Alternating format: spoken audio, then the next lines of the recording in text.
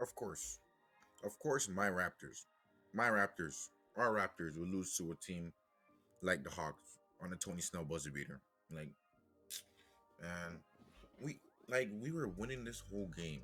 Like we were in control this whole game, and and in that fourth quarter we just got cold. All of a sudden, beginning of the fourth quarter, we were scoring. Boucher was getting and ones. Everyone was just playing good. After just went on a cold streak, and the Hawks just went on a 10-0 run that shook us up, and we didn't know what to do. Like, my goodness, man, this is like this is a game we should have won. We're trying to compete. We're trying to make it to the playoffs. Trying to get top six. We can't be losing games like this, man. These are the games that we're supposed to be winning. Like Boucher dropped 30 points. Like this was a great game by everyone, but that fourth quarter, like those free throws by Norman Powell, you should have made at least one. You can't miss two free throws when it's 120, like or 118. You can't miss those free throws.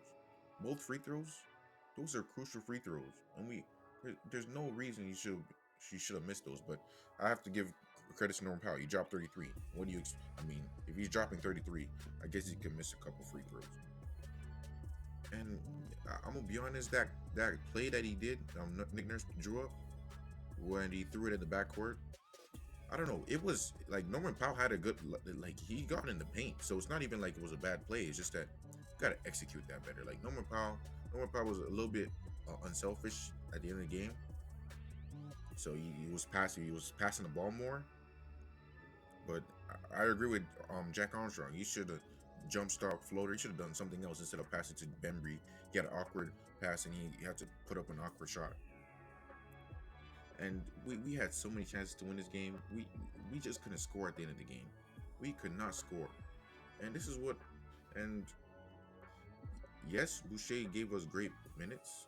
30 points, 9 rebounds, 2 steals, 2 blocks. He was everywhere. He was just amazing everywhere. He was amazing everywhere. Paul Watson came in. Surprisingly, even though he didn't make his shots, he was surprisingly playing great defense. And then he had Stanley Johnson. Stanley Johnson had a great game.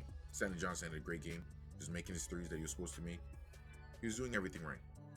He was playing great defense, even though he gave up that dumb foul. That one foul, that reaching foul, that was a big foul they that he gave up. And those are the little things that the Raptors need to clean up on if they want to be a playoff team. The Hawks did a great job taking out Gallinari, and we also had to take out Baynes, who was playing great in the first half. I think he had like almost a double double in the first half. Second half, we just started missing layups again. I was like, he was missing too many. At one point, he missed like three straight. He's so inconsistent with his touch. But Gallinari, he probably had his best game as a Hawk because I know he's been playing bad this season, but he just couldn't miss Gallinari. He got that one stupid 3-point call with Boucher jumped right past him, and they still called a foul on that. Trae Young dropped almost 40. Like I didn't like the calls he was making because he just twerks on guys and gets foul calls. Like that's dumb. Like you shouldn't be rewarded for that. Some of them were fouls, and he was making it. Like we were doing our best to defend him. He was missing a lot of those floaters because of our contest, but he still dropped 37. Kevin Herter was big for them.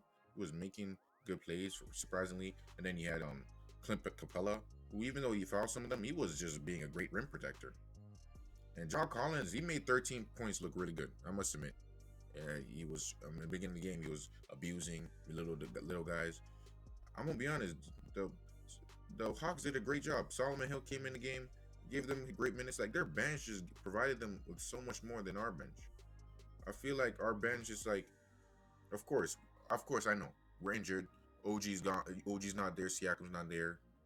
Fred VanVleet's not there. So I'm not gonna put the whole thing on our team because this is not the bench you're supposed to be having.